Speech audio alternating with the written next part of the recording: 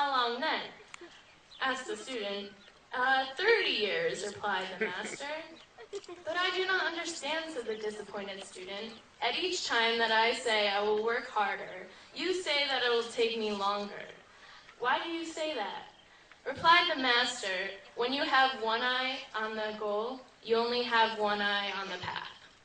This is the dilemma that I face within the American public education system.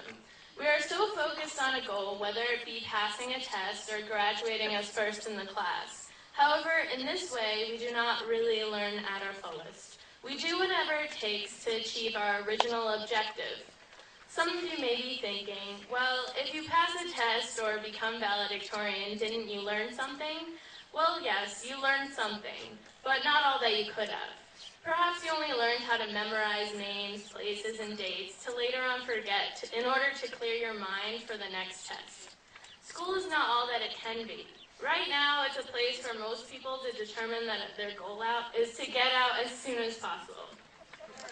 I am now accomplishing that goal. I am graduating. I should look at this as a positive experience, especially being at the top of my class. However, in retrospect, I cannot say that I'm any more intelligent than my peers. I can attest that I am only the best at doing what I'm told. Here I stand, and I'm supposed to be proud that I have completed this period of indoctrination. I will leave in the fall, and I will go on to the next phase expected of me in order to receive a paper document that certifies that I'm capable of work. But I contest that I'm a human being, not just a worker. I'm a thinker, an adventurer. A worker is someone who is trapped within repetition, a slave of the system set up before him. But now I have successfully shown that I was the best slave. I did what I was told to the extreme. While others sat in class and doodled to later become great artists, I sat in class to take notes to become a great test taker.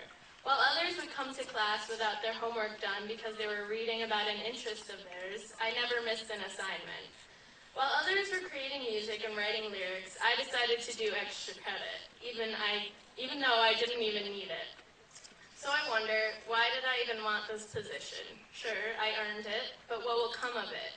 When I leave educational institutionalism, will I be successful or forever lost? I have no clue about what I want to do with my life. I have no interest because I saw every subject as a study, as work, and I excelled at every subject just for the purpose of excelling and not learning. And quite frankly, I'm very scared. John Taylor Gatto, a retired school teacher and activist critical of compulsory schooling, asserts, we could encourage the best qualities of youthfulness, curiosity, adventure, resilience, the capacity for surprising insight simply by being more flexible about time, texts, and tests, by introducing kids into truly competent adults, and by giving each student what autonomy he or she needs in order to take a risk every now and then. But we don't do that.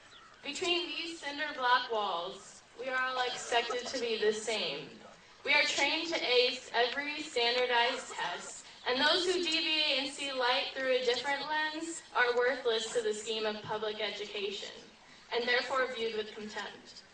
H.L. Mencken wrote in the American Mercury for April 1924 that the aim of public education is not to fill the young of this species with knowledge and awaken their intelligence. Nothing could be further from the truth. The aim is simply to reduce as many individuals as possible to the same safe level, to breed and train a standardized citizenry, to put down dissent and originality. That is the aim in the United States. To illustrate this idea, doesn't it perturb you to learn about the idea of critical thinking? Is there really such a thing as uncritically thinking? To think is to process information in order to form an opinion. But if we are not critical when processing this information, are we really thinking? Or are we mindlessly accepting other opinions as truth? This was happening to me, and if it wasn't for the rare occurrence of an avant-garde 10th grade English teacher, Donna Bryan, I would have been doomed. I am now enlightened, but my mind still feels disabled. I must retrain myself and constantly remember how insane this ostensibly sane place really is.